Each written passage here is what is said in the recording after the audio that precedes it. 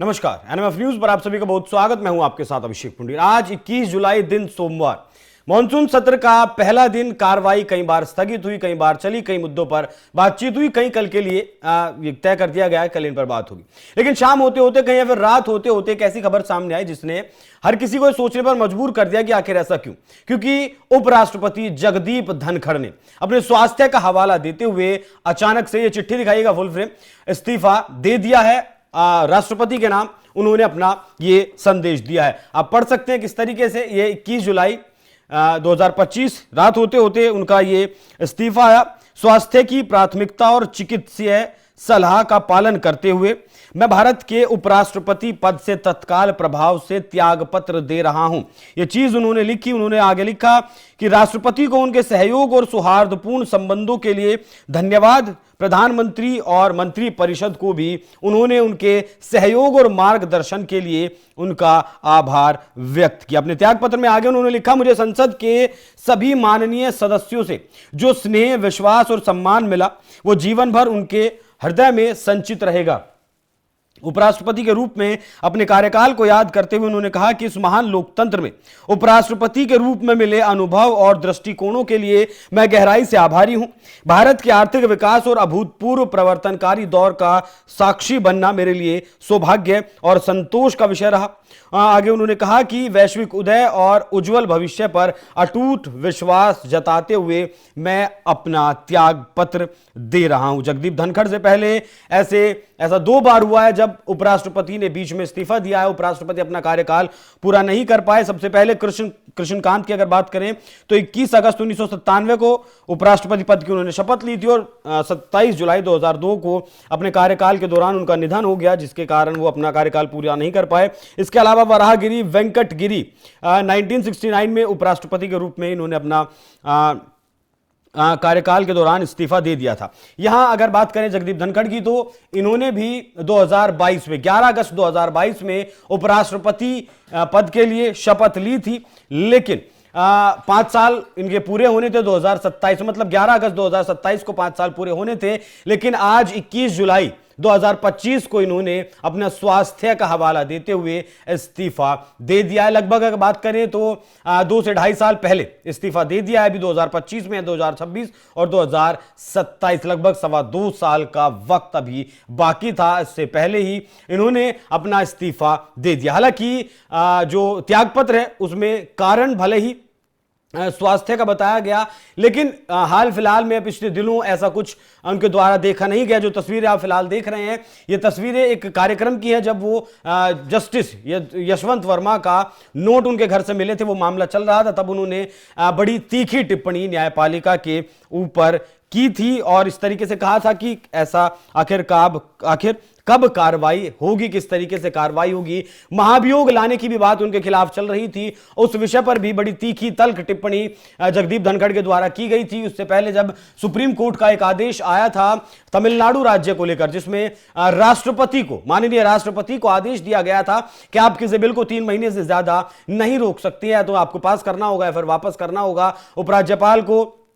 राज्यपाल को और राष्ट्रपति के लिए सुप्रीम कोर्ट ने तमिलनाडु सरकार के मामले में यह आदेश दिया था। उस मामले में भी जगदीप धनखड़ ने काफी तल्ख टिप्पणी की थी और बहुत बहस भी उस वक्त छिड़ी थी कि आखिर संसद बड़ा है, संविधान बड़ा है, क्या संविधान संविधान की मूल ढांचे में कोई परिवर्तन कर सकता है, कुछ भी परिवर्तन कर सकता है, उसमें कुछ जोड़ सकता है, घटा सकता है, लेकिन वैसा कुछ सुप्रीम कोर्ट नहीं कर सकता। उस मामले को लेकर भी काफी कुछ हुआ। आज भी राज्यसभा में जब कार्रवाई चल रही थी तो कई बार स्थगित करनी पड़ी कार्रवाई को। उसके बाद राज्यसभा में नेता विपक्ष जो रहे हैं खड़गे जी, उन्होंने भी, उनके साथ भी काफी आज बहस हुई। इसे भी कहा जा रहा है कि एक संभावित कारण यह भी हो सकता है क्योंकि विपक्ष लगातार यह आरोप लगाता रहा कि विपक्ष को बोलने का वक्त कम दिया जाता है। आज ही राहुल गांधी ने भी इस तरीके का आरोप लगाया था लोकसभा में बोलते हुए।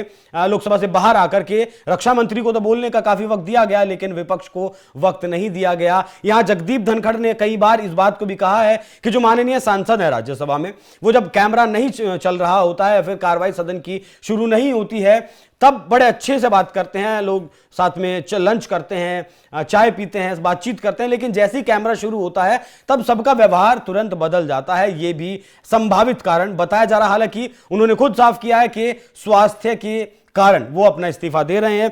लेकिन अगर बात करें जगदीप धनखड़ के कार्यकाल की तो 14वें राष्ट्रपति, भारत के 14वें उपराष्ट्रपति के रूप में इन्होंने शपथ ली थी।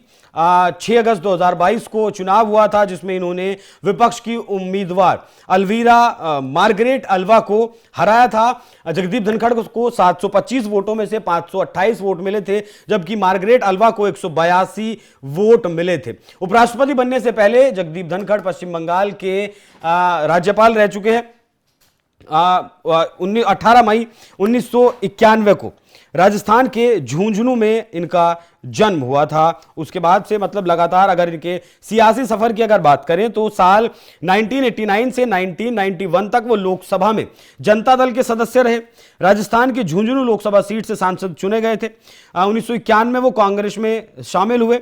साल 1991 में उन्होंने अजमेर लोकसभा सीट से चुनाव भी लड़ा था। हालांकि उन्हें हार का सामना करना पड़ा था, जिसके बाद राजस्थान की किशनगंज विधानसभा सीट से विधायक चुने गए। इसके बाद 1998 में झुंझुनू लोकसभा सीट से उन्होंने चुनाव लड़ा था। इस चुनाव में वो तीसरे नंबर पर रहे थे।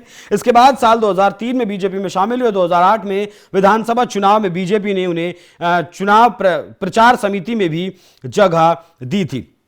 उससे पहले अगर बात करें तो 1979 में राजस्थान बार काउंसिल में बतौर वकील अपना नामांकन उन्होंने कराया था और साल 1990 में उन्हें राजस्थान हाई कोर्ट ने वरिष्ठ अधिवक्ता नामित किया था। 30 जुलाई 2019 को राज्यपाल के रूप में शपथ लेने तक वो राज्य के सबसे वरिष्ठ नामित वकील रहे।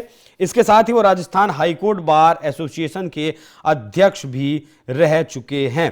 तो ये उनका सियासी सफर रहा, या जिस तरीके से उन्होंने वकालत की, वकालत के भी, कानून के भी बड़े अच्छे जानकार माने जाते थे जगदीप धनखड़। लेकिन जिस तरीके से अचानक से आज मॉनसून सत्र का पहला दिन और पहले दिन की जो कार्रवाई हुई और उस कार्रवाई के तुरंत बाद जिस तरीके से जगदीप धनखड़ ने इस्तीफा दिया वो जरूर चर्चा का विषय है। हालांकि कारण खुद साफ वो कर चुके हैं, लेकिन कुछ लोग सोशल मीडिया पर बात करें या फिर आम जनमानस में बात करें, संभावित कारणों पर भी चर्चा कर रहे हैं। क्या जस्टिस यशवंत वर्मा वाला केस या जिस तरीके से राष्ट्रपति के मामले में सुप्रीम कोर्ट के ऊपर भी टिप्पणी की गई थी, वो सब संभावित कारण हो सकते हैं। बाकी 14वें उपराष्ट्रपति के रूप में इन्होंने शपथ ली थी और आज 21 जुलाई दिन सोमवार 2025 को अपने पद से मिड टर्म में ही इस्तीफा दे दिया है। बाकी जो भी कुछ होगा इस खबर में अपडेट होगा, वो बाकी जानकारी आप तक हम पहुंचाते रहेंगे। इस विषय पर आप क्या सोचते हैं, अपनी राय हमें कमेंट कर जरूर बताइएगा। नमस्कार।